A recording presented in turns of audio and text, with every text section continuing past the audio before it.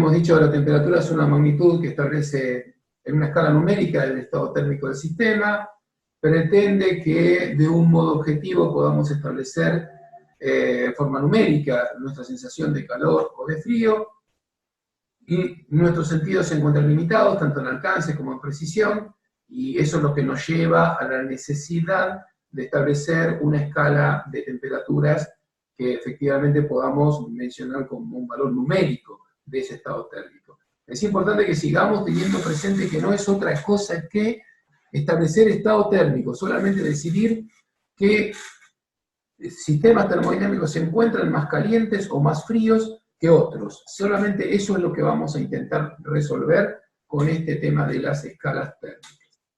¿Qué se requiere para poder definir una escala térmica y, en todo caso, experimentalmente medir una temperatura?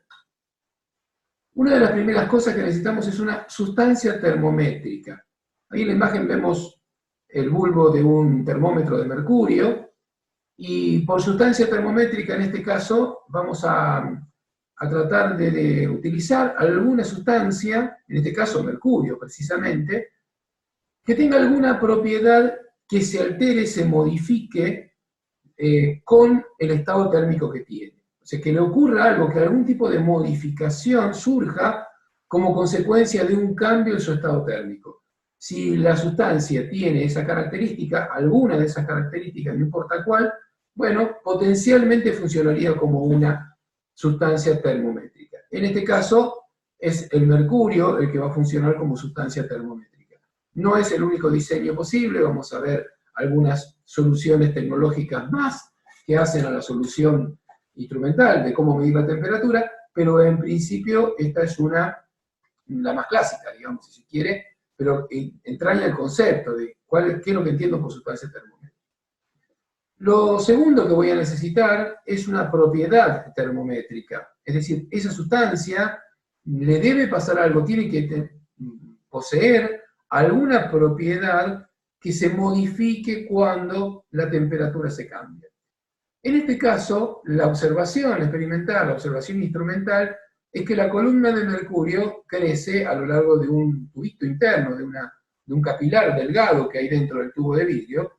En el fondo lo que está ocurriendo en realidad es que el volumen de toda esa ampolla de mercurio, de toda esa gota de mercurio atrapada en el frasco de vidrio, que constituye el termómetro, crece cuando aumenta la temperatura. El único lugar libre que tiene para crecer es a lo largo o en el interior de ese capilar delgado que tiene el termómetro, y entonces lo que uno observa es un aumento de longitud en la columna de mercurio. La propiedad termométrica en realidad es el volumen, pero bueno, la apreciación es a través de la longitud, debido a que la sección transversal se hace muy, muy delgada, y precisamente esto nos garantiza que aún con cambios de volumen muy pequeños, porque no es tanto lo que aumenta el volumen del mercurio, se acusa como un aumento de longitud muy importante y lo hace apreciable. ¿Qué más necesitamos? Necesitamos puntos de calibración, necesitamos estados térmicos que sean reproducibles, que nos permitan tomarlos como referencia y que bajo cualquier circunstancia sepamos que efectivamente son siempre los mismos, que no importa cómo lo hemos conseguido, cuál es la historia con la cual hemos conseguido estos estados térmicos, son efectivamente los mismos. Hay muchas elecciones posibles para esos estados de referencia, pero el más clásico, el que se utiliza más frecuentemente, son estos dos que estamos señalando. Hay un micrófono abierto, no sé de quién. Y después de acá yo veía las noticias, no sé, pero yo no sé si están haciendo controles. Sí. Chicos, hay un micrófono abierto, fíjense quiénes son.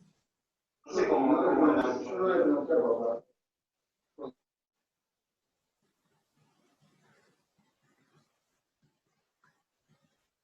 Bueno, continúo. Decía entonces que necesitamos puntos de calibración. Esos puntos de calibración habitualmente es hielo y agua en equilibrio entre sí, o sea, un poco de agua con hielo. El estado térmico que adopta el agua con hielo es independiente de la cantidad de agua y de la cantidad de hielo que haya. Mientras convivan esas dos fases, Mientras en el sistema, que en este caso es este vasito con hielo y agua, haya presencia de los dos, es decir, que convivan la fase líquida con la fase sólida, el estado térmico de ese sistema es invariante, es siempre el mismo.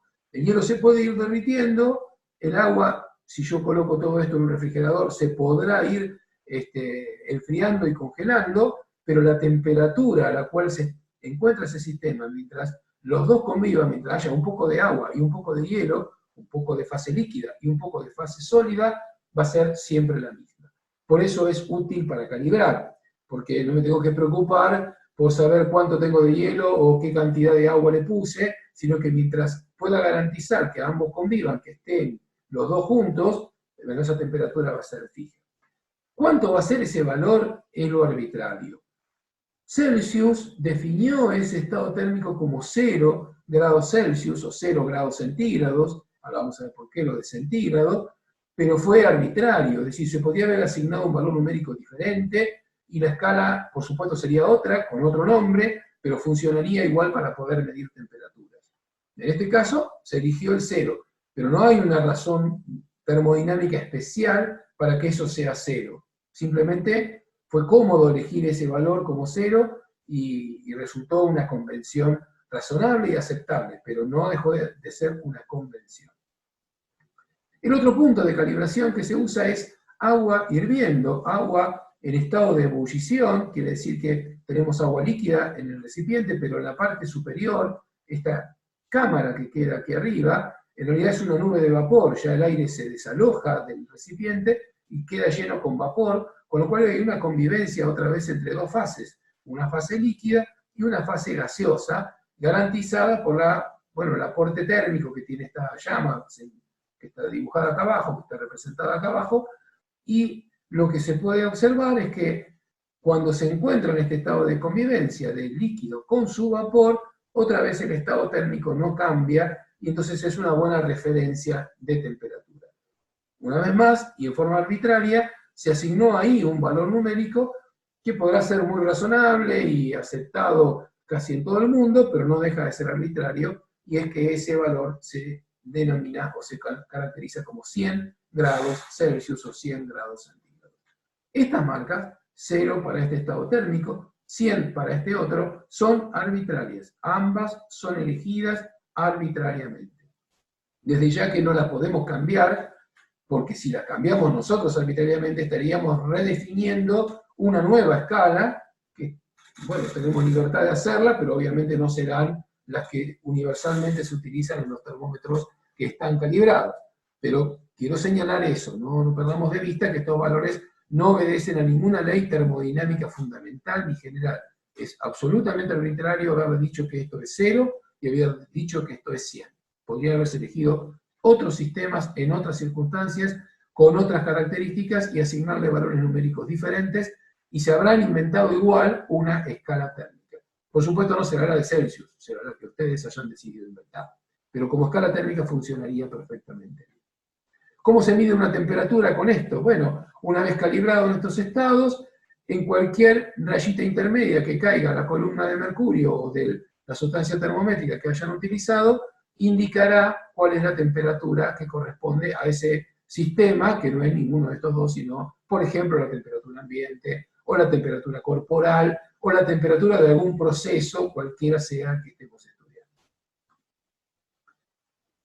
No es la única escala que existe en uso, hay varias escalas, las que más tenemos presente en la aplicación tecnológica son la escala Celsius, también conocida como centígrada, y la escala Fahrenheit, que se utiliza principalmente en los países de habla inglesa, Estados Unidos principalmente, Australia, Inglaterra, utiliza esta escala de temperaturas. Hay algunos países de América, de Iberoamérica, que también utilizan esta escala Fahrenheit para poder medir.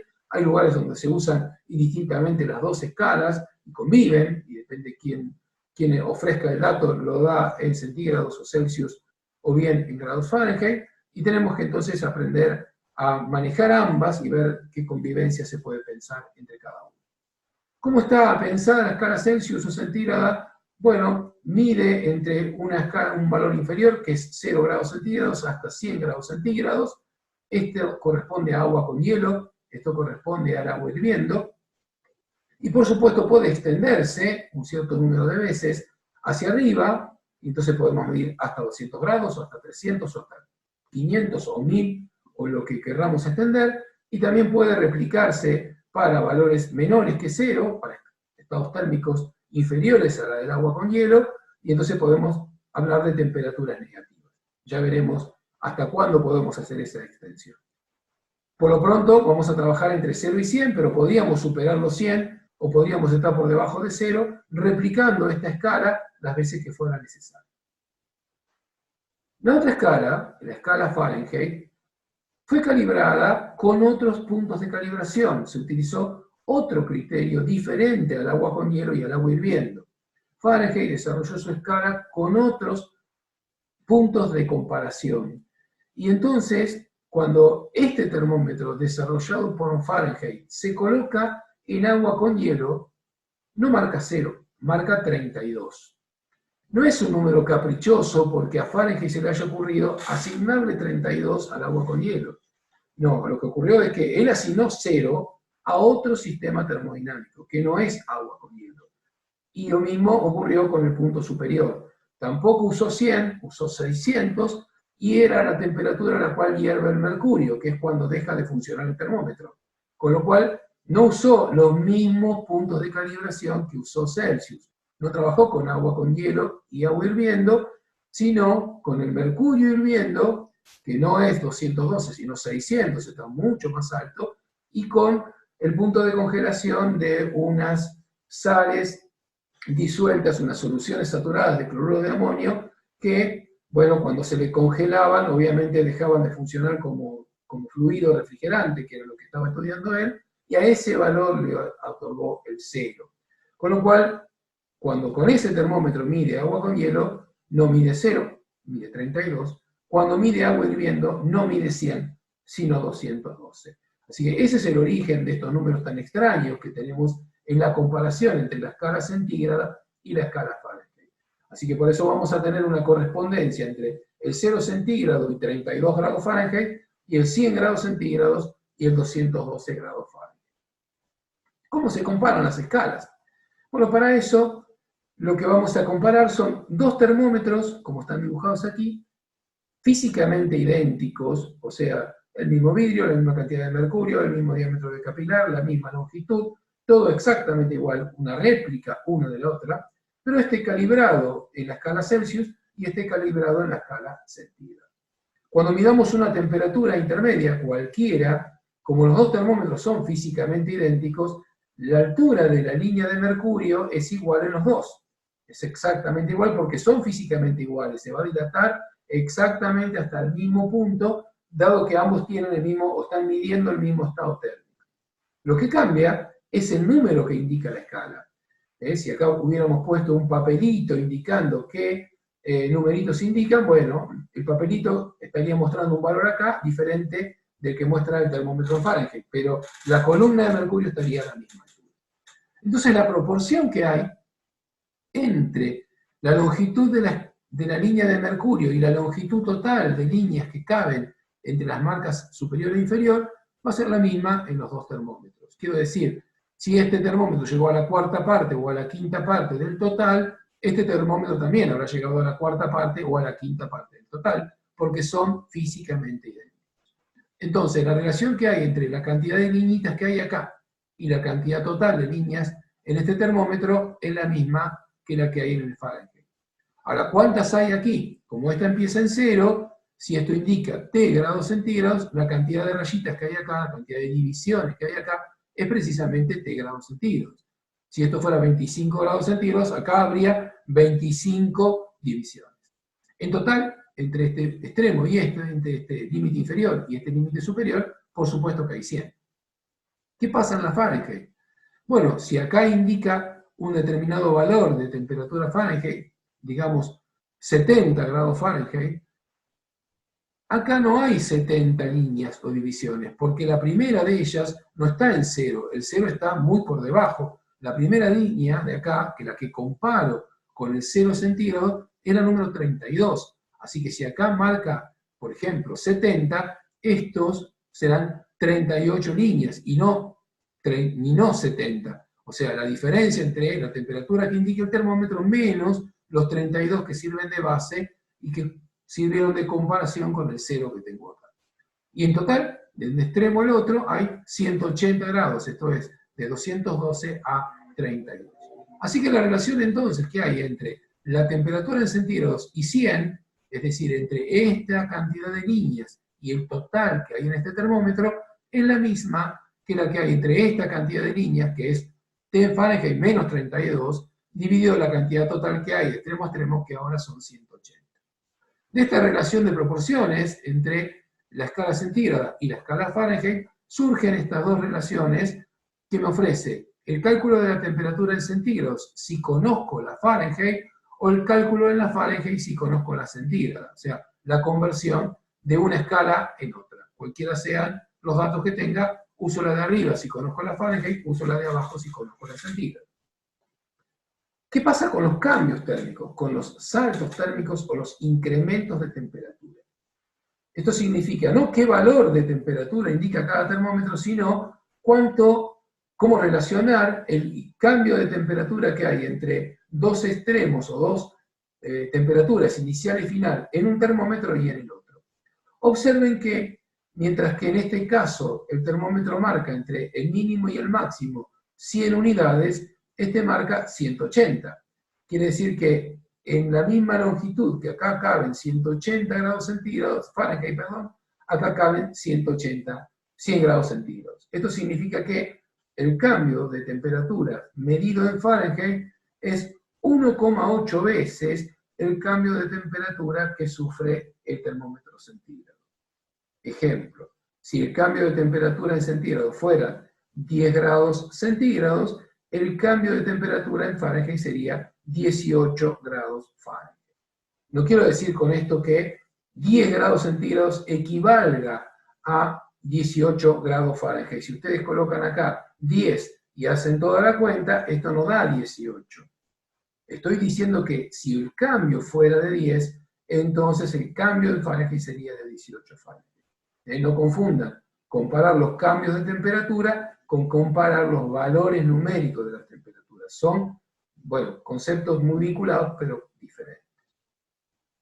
Hay otras escalas que habitualmente podemos tener disponibles, pero en forma industrial estas dos son las más utilizadas casi por excelencia. Las otras ya han caído en desuso y prácticamente no aparecen en ningún elemento, ni equipo, ni dispositivo de medición, ni instrumental, ni de detección en un proceso, así que nos vamos a quedar con esto. No obstante, hay una característica termodinámica importante que se explota para definir una escala de temperaturas que llamamos escala absoluta. Les decía hace un ratito que las temperaturas menores que 0 existen, o sea, hay estados térmicos que tienen valores menores que 0, y por lo tanto deberíamos considerarlos negativos. Un ejemplo cotidiano que les puedo mencionar es el estado térmico de lo que hay en el gabinete del freezer en casa. Eso está por debajo de 0, de hecho aproximadamente son 18 grados bajo 0 o menos 18 grados Celsius. Eso es lo que habitualmente hay en el gabinete del freezer, con lo cual lo que estamos pensando es que una vez calibrado el termómetro de 0 a 100, bueno, sencillamente extendemos conceptualmente o instrumentalmente el termómetro hacia abajo, de modo de poder medir temperaturas negativas. El asunto es que no hay un límite, digamos, no se puede extender indefinidamente.